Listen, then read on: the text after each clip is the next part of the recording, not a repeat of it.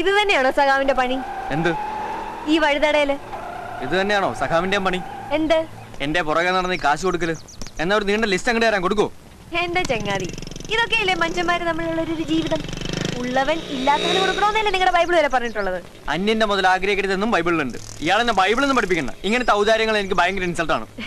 ഇതൊരു തരം മിഥ്യാഭിമാന. സഖാവിന്റെ ഫാദർ ഹോസ്പിറ്റലാന്ന് അറിഞ്ഞപ്പോ ഞാൻ വന്നത് ഹോസ്പിറ്റൽ ബില്ല് തരാനൊന്നും അല്ല, ഒരു മര്യാദ. വന്നപ്പോ അവിടുത്തെ സാഹചര്യം എനിക്ക് മനസ്സിലായി. എന്റെ കയ്യിൽ കുറച്ച് കാശും ഉണ്ടായിരുന്നു. ബില്ലടക്കട്ടെ ചോദിച്ചപ്പോ ആരും വേണ്ടാന്നും പറഞ്ഞില്ല. സഖാവിന് അത് ഇൻസൾട്ട് ആയെങ്കിൽ സോറി, എന്റെ കാശ് ഇപ്പൊ ഇങ്ങനെ തിരിച്ചു തന്നേക്കും. ഇപ്പൊ കയ്യിലില്ലെങ്കിൽ വൈകിട്ട് കോളേജ് കഴിഞ്ഞാൽ വീട്ടിൽ വരാം, അപ്പൊ തന്നാ മതി. ഇന്നോ? ഇന്ന്. ഇന്നിപ്പോ പെട്ടെന്ന് എന്റെ അടുത്ത് തരാൻ പറഞ്ഞ എനിക്ക് പിന്നെ എപ്പ തരും? ഒരാഴ്ചക്കുള്ളിൽ തരാം. അപ്പൊ ഒരാഴ്ച വരെ എന്റെ പണം സഖാവിന് വേണം അല്ലേ? ഒരാഴ്ച കഴിഞ്ഞ് തരാൻ പറ്റിയില്ലെങ്കിലോ? തരും, തന്നിരിക്കും. എവിടുന്ന്? സഖാവിന്റെ വീട്ടിലെ അവസ്ഥ എനിക്കറിയാം. അമ്മാമ്മ എന്നോട് എല്ലാം പറഞ്ഞു.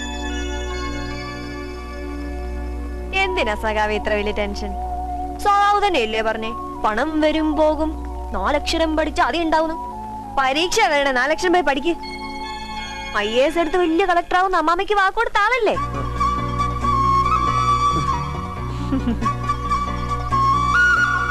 അതുകൊണ്ട് എന്റെ കാശ് സാവകാശം തന്നാ മതി മാഷേ, അതും ഇൻസ്റ്റാൾമെന്റ് ആയിട്ട്. ഓക്കേ?